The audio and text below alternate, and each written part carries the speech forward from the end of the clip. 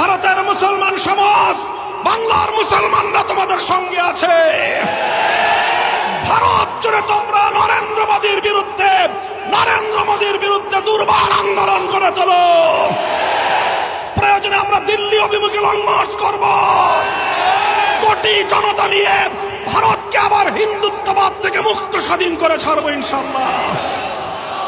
প্রয়োজনে বাংলাদেশের সীমান্তবর্তী অঞ্চলগুলোতে ভারতের মুসলমানরা যদি নরেন্দ্র মোদীর বিরুদ্ধে কোনো কার্যক্রম গ্রহণ করে, বাংলাদেশের মুসলমানরা সীমান্তবর্তী এলাকাগুলোতে ভারত বিরোধী প্রতিবাদী কর্মসূচি পালন করবে ইনশাআল্লাহ।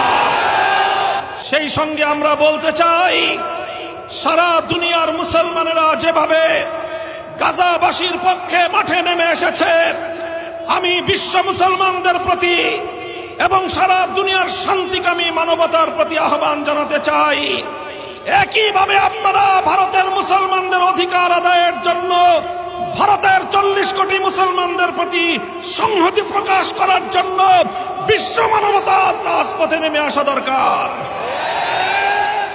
ঠিক একইভাবে আমরা বলতে চাই, সারা দুনিয়ার মুসলমানদের এবং মানবতাবাদী জনগণের চেয়েও বাংলাদেশের মুসলমানদের, বাংলাদেশের জনগণের দায়িত্ব অনেক বেশি। কারণ বাংলাদেশের মানুষ, বাংলাদেশ ভারতের প্রতিবেশী রাষ্ট্র।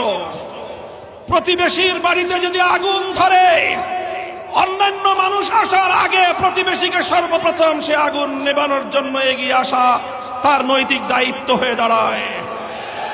তাই আজ বাংলাদেশের জাতীয় মসজিদ বাইতুল মুকাররমের প্রাঙ্গণ থেকে 18 কোটি জনতার পক্ষ থেকে ভারতের 40 কোটি মুসলমানের প্রতি আমরা পয়গাম পাঠিয়ে দিতে চাই, উগ্র হিন্দুত্ববাদী নরেন্দ্র মোদীর বিরুদ্ধে আন্দোলন সংগ্রামে তোমরা একা নও। আমরা নরেন্দ্র মোদীর বিরুদ্ধে অ্যাকশন, অ্যাকশন, নরেন্দ্র মোদীর বিরুদ্ধে অ্যাকশন, অ্যাকশন, অ্যাকশন, নরেন্দ্র মোদীর বিরুদ্ধে মামুনুল হকের অ্যাকশন, অ্যাকশন, আমির মজলিসের অ্যাকশন, অ্যাকশন, বাংলাদেশের অ্যাকশন। কাজেই আমি বলতে চাই, ভারতের মুসলমানরা যে কোনো কর্মসূচি ঘোষণা করবে, বাংলাদেশের মুসলমানরা তাদের পাশে থাকবে ইনশাআল্লাহ।